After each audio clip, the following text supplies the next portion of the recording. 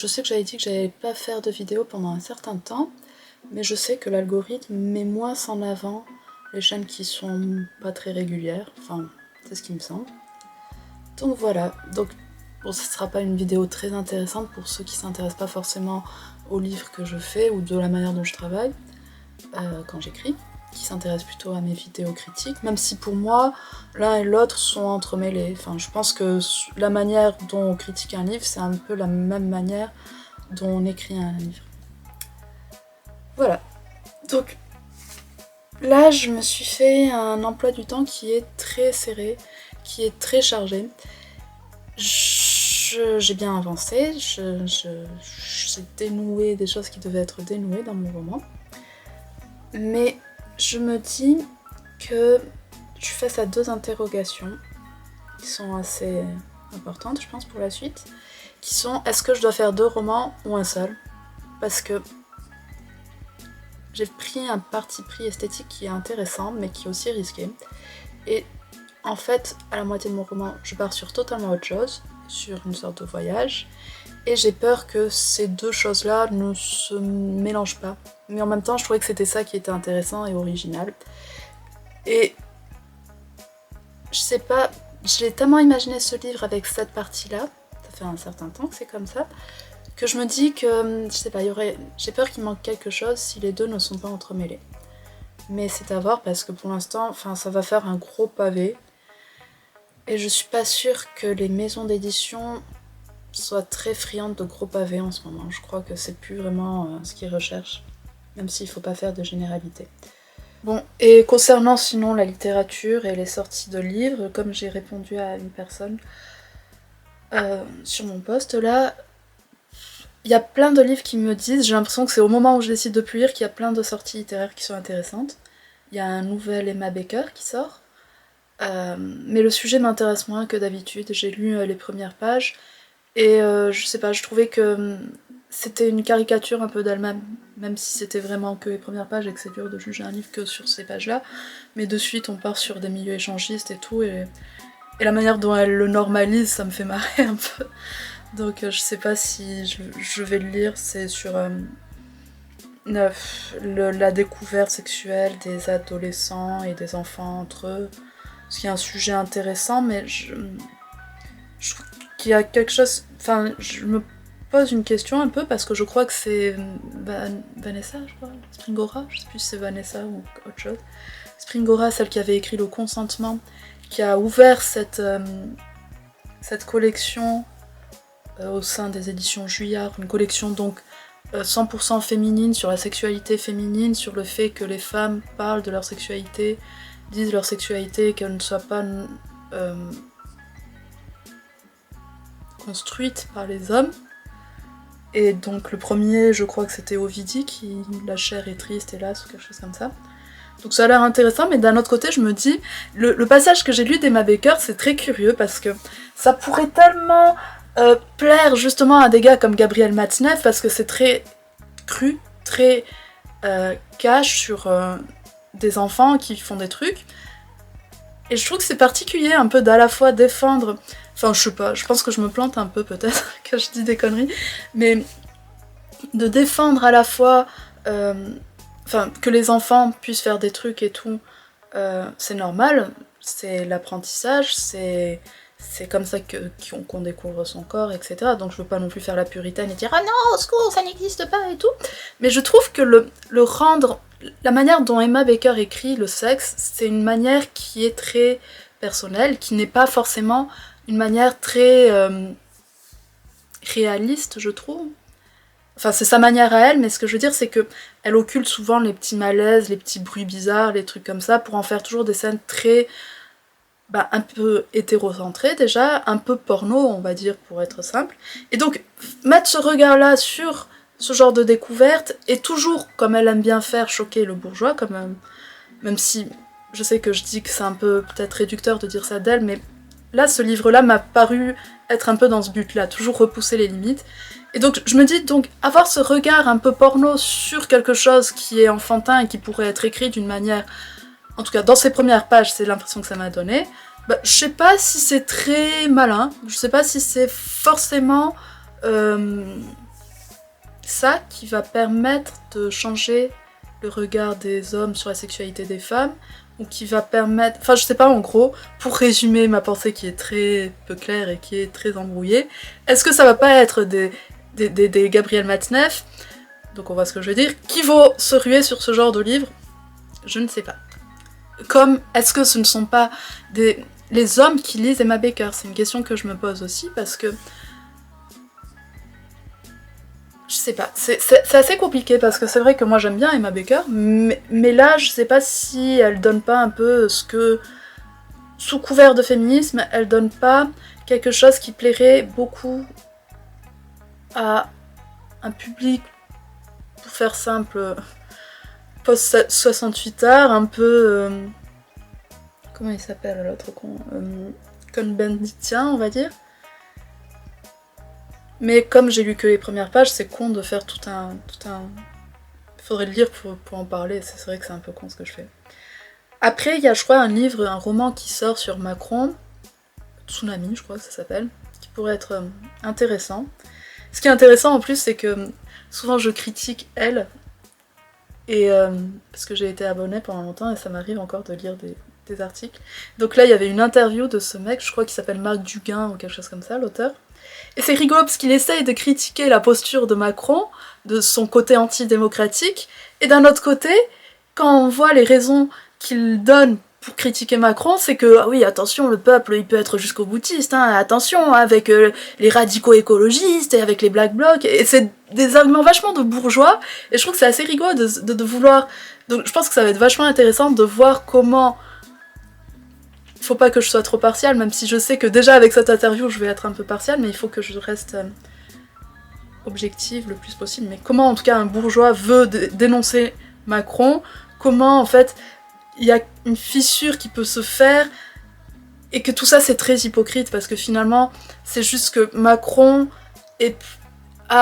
se fissure un peu, que son image coule et tout, est en train de montrer le vrai visage de cette bourgeoisie-là, et que eux ils rejettent ça, ils rejettent de voir que cette violence-là, ils la rejettent totalement puisqu'ils ne la reconnaissent même pas. À aucun moment, par exemple, ils parlent des violences policières, alors que quand on va sur le net et tout, c'est les premiers trucs qu'on voit, quoi, des images de flics qui tabassent des gens, des gens qui ne sont pas dangereux au moment où ils se font tabasser. Donc, parler de radicalité et de violence en parlant de militants écologistes. Enfin, de suite j'ai pensé à Sainte-Soline, à ce genre de trucs, et je me suis dit, oh putain, mais le gars il est à côté de la plaque et ça va être trop rigolo de lire ce livre. Mais bon, encore une fois, je dois différer. Et après, quel roman aussi j'avais vu qui avait l'air sympa? Il y a un nouveau Bec BD qui est sorti. J'aime pas trop Bec BD, et c'est rigolo parce que la couverture c'est du Bec BD pur, c'est oui, moi, hétéro, totalement dépassé, en train de couler dans la mer. Je sais pas si je vais le lire, je sais pas si ça m'intéresse assez.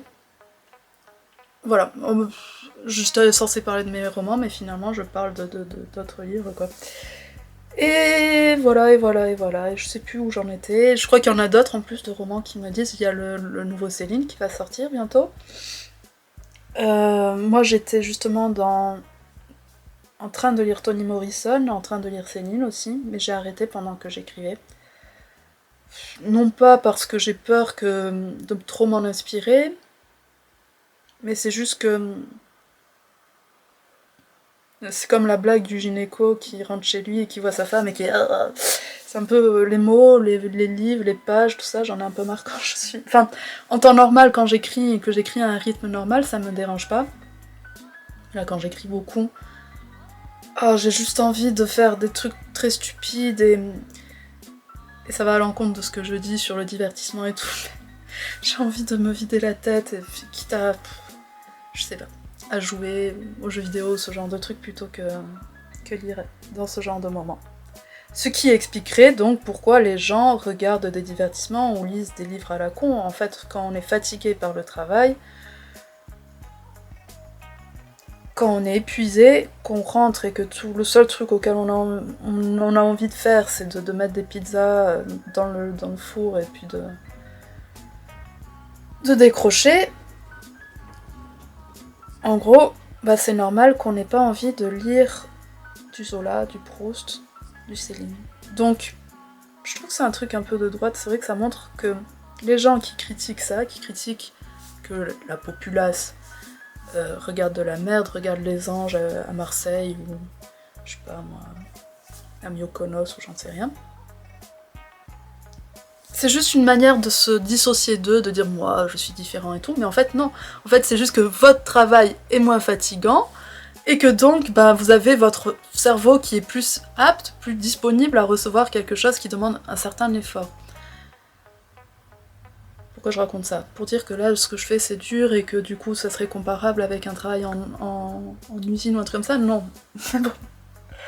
Enfin voilà. C'est même pas moi qui vais monter ma vidéo, je sens que quand mon compagnon va le faire, il va se foutre de ma gueule. Et qu'il va sûrement couper beaucoup. Voilà. Donc j'avance bien. Je prends du plaisir. Mais le plaisir, quand il est trop poussé, ça devient une obligation. Et que c'est fatigant. Et que... voilà. Non! Ah, j'ai cru qu'il allait se mettre en main. Ouais, quand je commence, en fait, souvent, ben... je vais d'abord sur mon truc, mon emploi du temps, là, c'est le document que je vous avais partagé. Il dit combien de jours encore ça va durer. Et là, en l'occurrence, c'est 24. Et il me dit combien de mots j'ai à écrire, et c'est tout le temps pareil. Et en fait, c'est juste que c'est très satisfaisant d'enlever les mots par les mots. Là, j'ai fait 1000 mots, alors j'enlève ça. Puis j'ai fait 1000 mots, et j'enlève ça. Et puis voilà, de voir la barre qui baisse. C'est très comptable, c'est très... C'est peut-être pas très littéraire comme ça, mais ce genre de petits schémas, de petits visuels me rassure et me permet de me montrer que j'avance, mine de rien. Et puis voilà, et après c'est mon document. Et puis j'écris, et je trouve que d'un côté, écrire autant, c'est assez intéressant. Parce que quand on écrit beaucoup, je trouve qu'il y a quelque chose qui se libère, peut-être au niveau de l'inconscient, et qui fait qu'on passe par des chemins par lesquels on ne serait pas passé en écrivant moins. La pensée est plus dans une sorte de flux de conscience, c'est ce dont j'avais déjà parlé pour Woolf ou d'autres auteurs. Et alors que quand on écrit peu, finalement, on est plus efficace. On sait ce qu'on doit dire, on va le dire de la manière droite au but. On reste sur son sujet.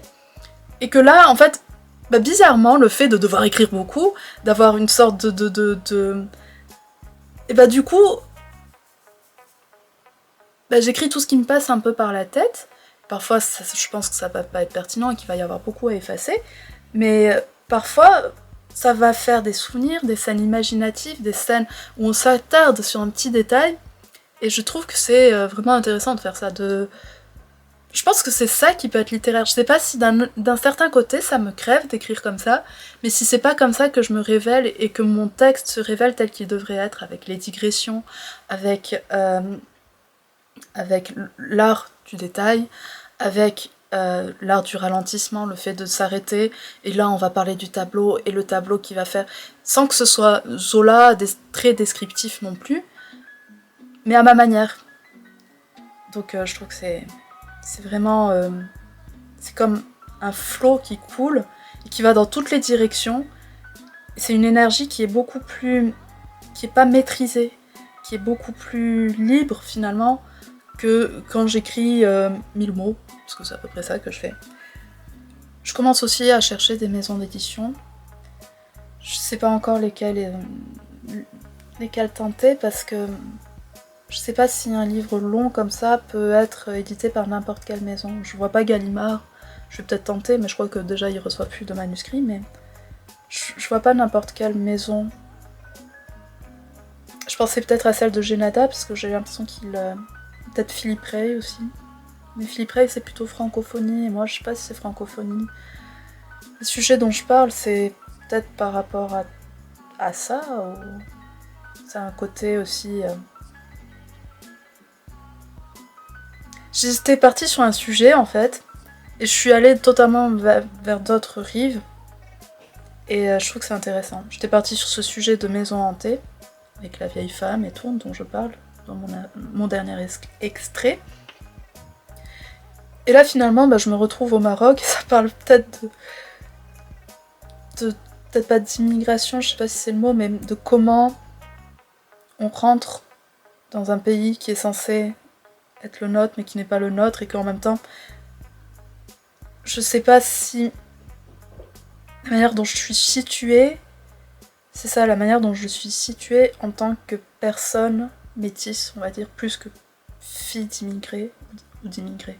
Que la place du métis est plus compliquée encore, je pense, que le fils immigré qui va rentrer au pays, parce que d'un côté il a été élevé dans une culture qui est quand même plutôt celle du pays dont ses parents sont à l'origine, dont viennent ses parents, donc ils parlent la langue, peut-être la religion et tout, et que quand tu es métisse, bah finalement c'est une double culture, et que parfois il y a une culture qui prend le pas, et que peut-être que justement mon texte pourra être bien compris plus par quelqu'un qui sera moitié, je sais pas moi, béninois, moitié français, moitié laotien, moitié français, moitié peut-être pas américain, je pense vraiment que c'est les pays dits du tiers-monde, qu'on appelait comme ça encore les pays développés, en développement plutôt, qui a voilà, une nation d'un côté qui a un passé colonialiste, et une autre qui a un passé colonisé,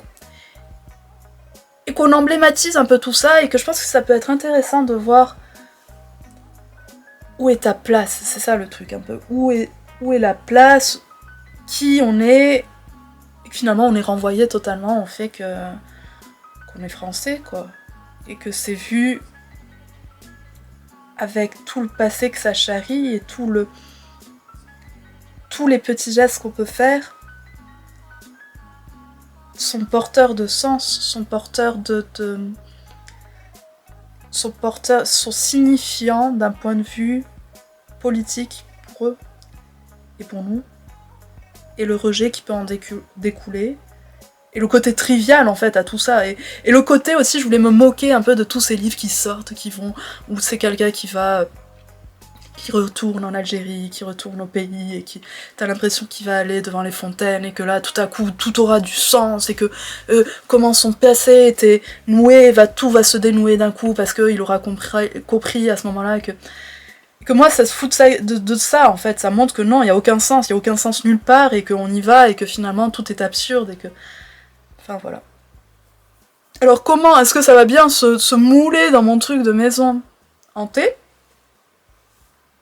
Ben je sais pas, puis on va voir, et puis je verrai, et puis là je me mets des œillères, et puis j'écris.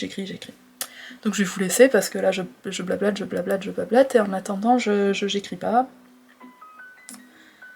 Voilà. J'espère que ça va être un bon livre, j'espère qu'il va être à la hauteur de l'image que j'ai de lui aujourd'hui. Je vous remercie de m'avoir regardé, je vous dis à très bientôt, et voilà.